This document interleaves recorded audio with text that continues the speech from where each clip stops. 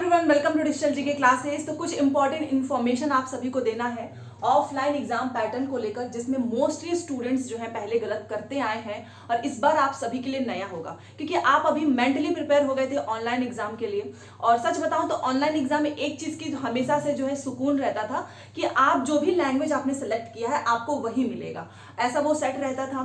दूसरी चीज कि आपने क्वेश्चन अगर गलत भर दिया है तो आप उसको चेंज कर सकते हो, बट ये दो चीजें आप यहाँ नहीं कर सकते हो। अगर मैं आपको रियलिटी बताऊं और आप पिछले जो ऑफलाइन एग्जाम होता था उस समय का डेटा उठाकर देखें तो उसमें मोस्टली स्टूडेंट जो कि बहुत अच्छे से पढ़ाई करके गए हैं, बट वो ओएमआर सीट में फिल ना कर पाने की वजह से ढंग से उनके नंबर भी डिडक्ट हो गए और शायद उनके 30 नंबर जो है कम हो गए। फिर बाद में वही क्वेश्चन आता है कि हमने तो पूरा पेपर किया, हमारा पेपर क्यों नहीं निकला? क्योंकि लैंग्वेज में सबसे ज्यादा गलती करते हैं। अब मान लीजिए आपने लैंग्वेज 1 हिंदी या फिर इंग्लिश, संस्कृत जो भी रखा हो, बट यहां पर आपको खुद से सोचना पड़ेगा कि आखिर में आपने जो लैंग्वेज लिया है वो कौन से क्वेश्चंस पेपर में से अटेम्प्ट करना है। क्योंकि अब आपके ओएमआर सीट में अगर आप फिल कर रहे हैं, ऑफलाइन पेपर एक मैं भेज दूंगी डेमो के लिए टेलीग्राम में, सो दैट आप देख सके। और वहां से आप क्या करना, एक बार लगा कर देखना, ओएमआर सीट पे फिल करके देखना आपने क्या लैंग्वेज सच में रखा है एक्चुअल में, आप उसके हिसाब से करिए। और मैं आपको यहाँ पे सारी चीजें बताऊंगी, एक एक चीज मैं आपको बताऊंगी ताकि आपको जो है वहां पर बिल्कुल भी किसी से पूछना ना पड़े।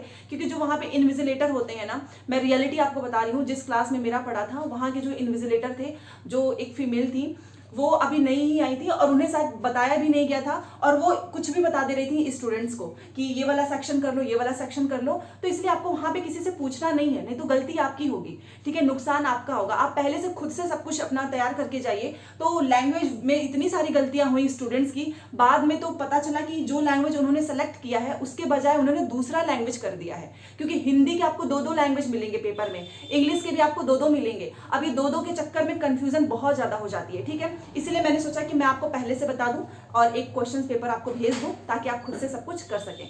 तो पूरी वीडियो देखना, एंड अगर आप पहली बार आए हैं तो चैनल को सब्सक्राइब करके वीडियो को लाइक कीजिए ताकि आपको जो भी इंफॉर्मेशन हो सीटेट से रिलेटेड वो मिलता रहे। और हाँ, बेल आइकन को प्रेस कर लेना, तभी जाकर आपको नोटिफिकेशन मिलता रहेगा। तो चलिए स्टार्ट करते हैं। आगे बढ़ने से पहले मैं आप सभी को बताना चाहूँगी कि टेक्स्ट बुक पे अभी वीकेंड धमाका ऑफर चल रहा है। आज इसकी लास्ट डेट है 11 जून। अगर इस बीच में आप लेंगे तो आपको ईयरली टेक्स्ट बुक पास 269 में पड़ेगा। केवल GKC कोड यूज करना है, साथ में आप 500 रुपये का जो है फ्री वाउचर भी जीत सकते हैं। यहाँ पर आपको हर एक एग्जाम का मॉक टेस्ट मिल जाएगा, ठीक है। बट अगर आप चाहते हो कि आपको सारी चीज़ें चाहिए तो आप टेक्स्ट बुक पास प्रो ले सकते हैं, ठीक है। ये आपको 449 में पड़ेगा। GKC कोड यूज कर लेना, इसमें भी आपको 500 रुपये का जो है क्रोमा प्रोडक्ट्स मतलब फ्री वाउचर मिल जाएगा, ठीक है। यहाँ पर आपको हर एक एग्जाम का previous paper, mock test, even previous paper को आप बार बार लगा सकते हो, डाउनलोड कर सकते हो। अभी आपका सीटेट का एग्जाम भी है तो यहाँ से आपको सारे PYQ मिल जाएंगे। सारी डिटेल्स आपको अपने डिस्क्रिप्शन बॉक्स में मिल जाएगी, वहाँ से चेकआउट जरूर करें। सबसे पहले मैं आपको दोनों पेपर का, मैंने इसलिए यहाँ पर ओएमआर सीट भी एक एग्जाम्पल के लिए बना लिया है और दूसरा एक्चुअल में कैसा होता है, यहाँ पर क्या गलतियां आप करेंगे और यहाँ पर आपको कैसे समझना है। दूसरा पेपर 1 में लैंग्वेज का लेना है और पेपर 2 का। देखिए, सबसे पहले आपको पता है कि आपका पेपर 1 में, यहाँ पर ध्यान से देखिएगा और अगर आप कुछ चीजें चाहें तो नोट कर लेना, ठीक है, ताकि आप जब मैं क्वेश्चन पेपर भेजूं तो वहां पे आपके काम आए। देखिए, आपको पता है कि पेपर 1 भी आपका होगा, पेपर 2 आपने जो भी पेपर फिल किया है। एक चीज अच्छे से समझ लो, अपने आप दूसरा आप कर लेंगे। मान लीजिए आपने CDP जो है 1 से, CDP तो सभी को करना है, इसमें तो कोई गलती ही नहीं होगी। तो CDP के आपके 30 क्वेश्चन आएंगे ना, 1 से 30। तो यहाँ पर मैंने CDP का कॉलम बनाया है। देखिए, सबसे पहले आपका जो यहाँ पर होगा ना 1 2 3 4 5, ये आपका 30 तक रहेगा। तो ये पूरे आपको CDP के क्वेश्चन अटेम्प्ट करने हैं, इसमें कोई गलती नहीं होगी। बाद में बताऊंगी कैसे फिल करना है।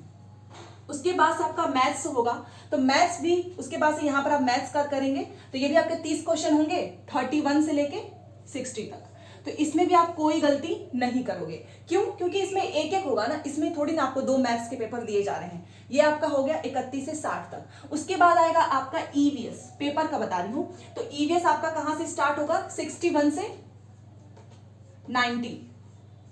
तो आप ये भी कर लोगे, इसमें कोई कंफ्यूजन नहीं होगा, क्योंकि ये भी आपके 30 क्वेश्चन ही आएंगे। EVS वैसे भी एक ही आएगा, तो यहां तक कोई कंफ्यूजन नहीं होगा। मेन कंफ्यूजन स्टार्ट होता है हिंदी इंग्लिश से, यहीं से। देखिए, यहाँ तक आपने ईवीएस अटेम्प्ट कर लिया। उसके बाद से क्या होता है ना कि एक पार्ट 4 रहता है यहाँ पर और एक आपका पार्ट 5। ये तो हमारी सीट है, जो पेपर आपको क्वेश्चन पेपर मिलेगा ना वो ऊपर ही लिखा रहेगा पार्ट 4 और दूसरे में लिखा रहेगा पार्ट 5। तो मैं आपको बताना चाहूंगी, देखिए पार्ट 4 में आपका 91 से 120 क्वेश्चन रहेंगे और पार्ट 5 में आपके 120 से 150। अब ध्यान से सुनो, बस आप खुद से पूछो कि आपका लैंग्वेज 1 में आपने कौन सा लैंग्वेज 1 में क्या रखा है आपने सब्जेक्ट, और लैंग्वेज 2 में। कई बार क्या होता है स्टूडेंट क्या करते हैं पार्ट 4 के ही इंग्लिश और हिंदी के सारे सेक्शन कर लेते हैं, तो यहीं पर उनका 30 नंबर डिडक्ट हो जाता है। ये गलती मत करो। देखो मैं एक चीज बता रही हूँ, फॉर एग्जाम्पल मेरा लैंग्वेज 1 में हिंदी है और मैंने सीटेट में मोस्टली लोग लैंग्वेज 1 हिंदी ही रखते हैं, मैंने भी रखा था। तो लैंग्वेज 1 हिंदी है मेरा, तो मैं क्या करूंगी ना पार्ट 4 का मैं क्या करूंगी कि 91 से लेके 91 से लेके 120 तक का क्वेश्चन कर लूंगी, ठीक है, क्योंकि मैंने लैंग्वेज 1 में क्या रखा है हिंदी रखा है। बस उसके बाद से जो इंग्लिश का सेक्शन होगा ना पार्ट 4 वाला ही, उसको मैं छोड़ दूंगी। क्यों? क्योंकि पार्ट 4 में मेरा पहला लैंग्वेज तो हिंदी है ना, तो मैं इंग्लिश क्यों करूं। पार्ट 4 का तो एक ही कर सकते हैं ना, जैसे बहुत सारे लोग ये इंग्लिश पता है कौन करेगा, जिसने लैंग्वेज 1 के लिए इंग्लिश रखा होगा वो करेगा पार्ट 4 का, ठीक है। तो अगर आपने लैंग्वेज 1 हिंदी रखा है, लैंग्वेज 2 इंग्लिश रखा है, तो आपको दोनों पार्ट में से एक एक लैंग्वेज करना है। केवल एक पार्ट के अगर आप सोचो दोनों लैंग्वेज खत्म कर दो तो 30 नंबर सीधे खत्म हो जाएंगे आपके। याद रखना, तभी तो सीटेट आपसे बोलता है, क्यों बोलता है सीटेट कि लैंग्वेज 1 एक चूज करो, एक लैंग्वेज 2 चूज कीजिए। इसीलिए तो करता है कि आप एक पार्ट से एक लैंग्वेज करेंगे और दूसरे पार्ट से आप एक लैंग्वेज करेंगे। तो एक पार्ट 4 है, एक पार्ट 5 है। अगर आपने पार्ट 4 में लैंग्वेज हिंदी रखा है तो आप केवल 91 से लेके 120 तक हिंदी का सेक्शन कर लेना, इंग्लिश वाला सेक्शन पार्ट 4 का छोड़ देना। अगर आपने इंग्लिश लैंग्वेज 2 में रखा है देन आपको पार्ट 5 का इंग्लिश वाला करना है, जो कि 121 से 150 तक का होगा। बस इतना ही करना है। यहीं पर सबसे ज्यादा कंफ्यूजन होगा और एक पेपर भेजूंगी वहां पर बकायदा ध्यान से देख लेना तो समझ में आ जाएगा। और दूसरे लैंग्वेज वाले जैसे कि संस्कृत है या फिर कोई और भी लैंग्वेज हो सकता है, कोई भी लैंग्वेज, तो उसके लिए ना आपको अलग से बुकलेट मिलती है, वो आपके एक पेपर में नहीं रहता है। एक पेपर में आपका हिंदी इंग्लिश यही रहेगा, बाकी दूसरे रीजनल लैंग्वेज के लिए आपको अलग से बुकलेट मिलेगी। ये बहुत आसान है बट एक बहुत बड़ा डाउट है, क्योंकि मैंने खुद पर्सनली देखा है कि स्टूडेंट क्या करते हैं ना कि पार्ट 4 में ही हिंदी इंग्लिश दिया रहता है, तो वो हिंदी क्या करते हैं कि इंग्लिश वाला भी वहीं से कर लेंगे, हिंदी वाला भी वहीं कर लेंगे। तो क्या फायदा आपका 2 लैंग्वेज चूज करने का जब आपने एक ही पार्ट के दोनों लैंग्वेज कर लिए। तो इसलिए ध्यान रखो, अगर आपने पार्ट 4 में मतलब लैंग्वेज 1 हिंदी रखा है तो पार्ट 4 का केवल लैंग्वेज वाला हिंदी वाला सेक्शन करो, इंग्लिश को छोड़ दो। पार्ट 5 का इंग्लिश वाला करो, हिंदी को छोड़ दो। इसके अपोजिट हो सकता है कि जिसने मान लीजिए लैंग्वेज 1 इंग्लिश रखा होगा वो पार्ट 4 का इंग्लिश करेगा और पार्ट 5 का हिंदी करेगा, डिपेंड करता है। ये समझ गए? सेम वैसा ही ये भी होगा। पेपर 2 सीडीपी आप कर लोगे 130 तक।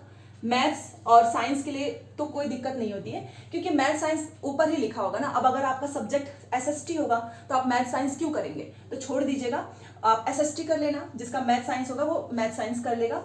61 से 90 तक 60 क्वेश्चन करने होंगे, तो 61 से 90 अगर साइंस का रहता है और मैथ्स का रहता है 31 से 60, और एसएसटी का तो टोटल ही मतलब एसएसटी के जो क्वेश्चन आते हैं वो टोटल 31 से स्टार्ट होता है, 90 पे खत्म हो जाता है।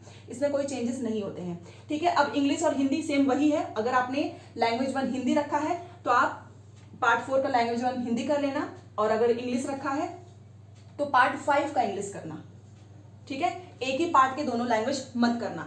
एक चीज और याद रखना, इसमें बहुत सारे एक्स्ट्रा जो पेपर्स दिए होते हैं, मान लीजिए कि आपका पेपर हो रहा है, आप सोचो कि अरे इतने सारे क्वेश्चन 2-2 हिंदी क्यों दिया है, 2-2 इंग्लिश क्यों दिया है, तो इसमें कंफ्यूज मत होना, वो आपके लिए नहीं होता है। कुछ लोग क्या करते हैं इसी में परेशान हो जाते हैं, उनका समय भी वेस्ट हो जाता है, फिर वहां पे इन्विजिलेटर को बुला बुला कर पूछेंगे, वो भी कंफ्यूज हो जाते हैं, ठीक है। तो ये आपकी रिस्पॉन्सिबिलिटी है, क्योंकि ओएमआर सीट पे आपको लैंग्वेज 1 और लैंग्वेज 2 ऐसे रहता है, उसको फिल करना होता है कि लैंग्वेज 1 में आपने ऐसे दिया रहेगा हिंदी इंग्लिश संस्कृत, और यहाँ पर भी हिंदी इंग्लिश संस्कृत। अब आपने लैंग्वेज 1 वाला भरा होगा तो आप हिंदी वाले पे गोला बना दोगे, लैंग्वेज 2 वाले में इंग्लिश रखा होगा तो इंग्लिश वाले पे ऐसे गोला बना दोगे, दैट्स इट। ज्यादा कंफ्यूजन नहीं है, बहुत आसान है, थोड़ा सा ब्रेन यूज करना है। ओएमआर सीट कैसे करनी है ये तो चलिए आपका क्वेश्चन रहेगा, यहाँ पर हिंदी वाला इंग्लिश वाला। इसमें सुनिए, एक मैं आपको सीडीपी का एग्जांपल देके बताती हूँ, ठीक है, ताकि आपको समझ में आ जाए ओएमआर सीट कैसे फिल करना है। मान लीजिए क्वेश्चन नंबर 1 है, क्वेश्चन नंबर 1 का राइट आंसर एबीसीडी में दिया रहेगा, आपको लगा कि क्वेश्चन नंबर 1 का हमारा राइट आंसर होगा बी, ठीक है। क्वेश्चन 1 का बी होगा तो आप तुरंत क्या करेंगे, ओएमआर शीट पे जाएंगे और यहाँ पर ABCD लिखा रहेगा तो आप क्या करेंगे, बी वाले को ऐसे अच्छे से गोला बना देंगे। इसके लिए जो एक बबल्स बनाने वाला पेन आता है उसका जो ये होता है ना पॉइंट, वो थोड़ा सा मोटा होगा तो वो आसानी होगी। सेकंड बचते हैं आपके तो वो वाला रखिएगा। तो वो बबल्स वाले पेन अगर आप पूछेंगे ना तो आपको दे देंगे पेन वाले, ठीक है। तो मान लीजिए बी है तो आपका बी सही हो गया। फिर आपने थोड़ी देर बाद सोचा कि अरे नहीं बी नहीं होगा सी होगा, तो आप क्या करेंगे, सी को भी गोला बना देंगे। अब बहुत सारे ऐसे लोग बताते हैं कि देखो चारों गोला भर दो सही हो जाएगा, ऐसी गलती मत करना। जैसे ही 2 गोला बनाओगे ना 0 नंबर, खत्म, गलती मत करना। फिर क्या करोगे, व्हाइटनर लेके इसको सफेद करोगे, फिर ब्लेड लेके ऐसे करोगे, कुछ भी नहीं होगा, वो आपका नंबर नहीं जुड़ेगा। इतना याद रखो, ना तो व्हाइटनर यूज करना है ना ही ब्लेड। एक बार ध्यान से सोच लो कि पहले का क्या होगा, उसी पे गोला बनाओ। दूसरी गलती क्या होती है वो सुनिए। क्या करते हैं कुछ लोग, 1 से 30 तक क्वेश्चन पेपर में सारा आंसर टिक कर लेते हैं, उसके बाद इत्मीनान से बैठेंगे और 1 से लेके 30 तक गोला बनाना शुरू। अब गोला बनाते बनाते ऐसे करते हैं, पहले का बी, दूसरे का ए, तीसरे का भी, ऐसे से करेंगे, ठीक है। मान लीजिए इतने सारे गोले रख लेते हैं। सीरीज कैसे सीरीज बिगड़ता है वो मैं आपको बता रही हूँ। पहले का बी हो गया, दूसरे का बी, फिर क्वेश्चन पेपर में देखेंगे तीसरे का ऐसे ABCD रहेगा तो क्या करेंगे इसी में, तीसरे का मान लो ए, फिर चौथे का बी। तो क्या करते हैं ना जल्दीबाजी में, क्योंकि वहां पे ये बबल्स आपको यहाँ पे थोड़े से क्लियर दिख रहे हैं, वहां पे एकदम छोटे छोटे होते हैं। तो तीसरे का भी वो क्या करेंगे, चौथे का बी होगा तो इसी में काउंट कर देंगे, इसी में कर देंगे। फिर उसके बाद आपकी सारी सीरीज बिगड़ गई केवल एक की वजह से। और ये होता है, बहुत लोगों के साथ होता है। तो मैं क्या कर, मेरी जो स्ट्रेटेजी रहती है वो ये रहती है कि मैं क्या करती हूँ ना, 1 by 1, अगर मुझे पता है पहले का बी है तुरंत बी को गोला बना देती हूँ, फिर दूसरे का सी है, दूसरे का सी। इससे क्या होता है ना कि सीरीज नहीं बिगड़ेगा। अगर एक टाइम मैं गलत करूंगी तो यहां से मैं रुक जाऊंगी और मैं सोचूंगी कि अरे मेरा यहाँ पे गलत मैंने भर दिया है, तो बाकी के तो सीरीज मेरे सेफ रहेंगे ना। इसीलिए 1 by 1 वाला जो गोला बनाने का सिस्टम होता है काफी सही होता है। इसमें थोड़ा सा ये रहेगा कि अगर आपका गलती से भी आपने एक लाइन में 2 गोले भर दिए, उसके बाद आपको तुरंत मालूम चल जाएगा कि आपका नीचे का ऊपर सीरीज गलत हो चुका है, आप वहां पे इंप्रूव कर लेंगे। तो 1 by 1 क्वेश्चन करो तुरंत बबल्स बनाओ, 1 क्वेश्चन करो तुरंत बबल्स बनाओ। 150 क्वेश्चन पहले टिक करके फिर बबल्स बनाओगे ना, काफी ज्यादा प्रेशर पड़ जाता है जब समय निकलता जाता है। तो ये इन्फॉर्मेशन देनी थी, आई होप आपको पसंद आया होगा। और भी बहुत सारी चीजें हैं जो मुझे आपको बतानी है, वो मैं आपको दूसरी वीडियो में बताऊंगी। अगर आपको सच में थोड़ा सा भी हेल्प मिला हो तो प्लीज वीडियो को लाइक करके चैनल को सब्सक्राइब जरूर करें। मिलते हैं नेक्स्ट क्लास में। Thanks for watching.